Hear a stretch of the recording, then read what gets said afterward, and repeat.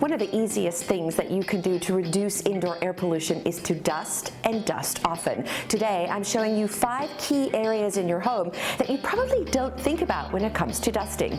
Let's get started. First up, kitchen cupboards. Now, we tend to forget about these, but they collect so much dust, and that's thanks to all the grease that sits on them. If you're not cleaning your cupboards regularly, the grease builds up, and if you're not dusting enough, that dust will collect and sit on the grease, increasing your indoor air pollution. Start at the top with the molding, then work your way down to the doors, and don't forget about the knobs and hinges too.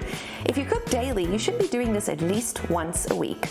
I like to use a mix of 50-50 water and vinegar.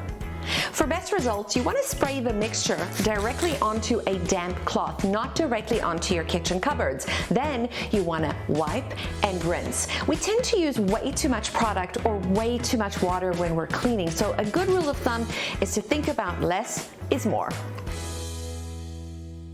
Next, we move on to the mattress. Now, we spend about 1/3 of our lives sleeping, so it's really important to keep your bed clean. Your mattress should be vacuumed at least once a month, and that's because it's a hot spot for things like sweat, dead skin cells, dust mites, and other nasty things. So here's a look at my 3-step cleaning process. First, remove and wash all sheets and bedding. Then give your mattress a good vacuum, making sure you're using a clean attachment. Vacuum or dust the headboard and base as well. Then sprinkle baking soda onto the mattress, let it sit for 15 minutes, then vacuum it again. This will help to cut down on pet dander, allergens, and dust. So now we go from the bed to the closet. Now, inside the closet is not something that I used to think about when it came to dusting, but it's really important because this area of your home can actually be a breeding ground for things like dust, dust mites, and dust mite droppings. Here's an easy way that you can tackle your closet. Start by vacuuming the floors. Then remove all of your clothing. Wipe down the shelves with a good cloth that's been lightly sprayed with water. Once that dries, refold your clothes and put them back in a way that makes them easy to see and access. Next, we move on to vacuuming your vents.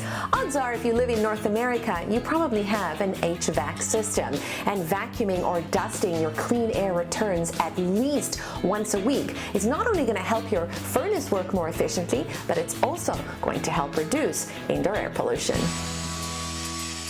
And finally, have you ever thought about dusting your vacuum's canister or even its attachments? These are really important items to keep clean in your home. I do mine at least twice a month because I have a cat. You can get away with at least once a month, and I'm going to show you how. Always empty the canister before it gets totally full. Then you want to wash the canister with a few drops of Castile soap or dish soap.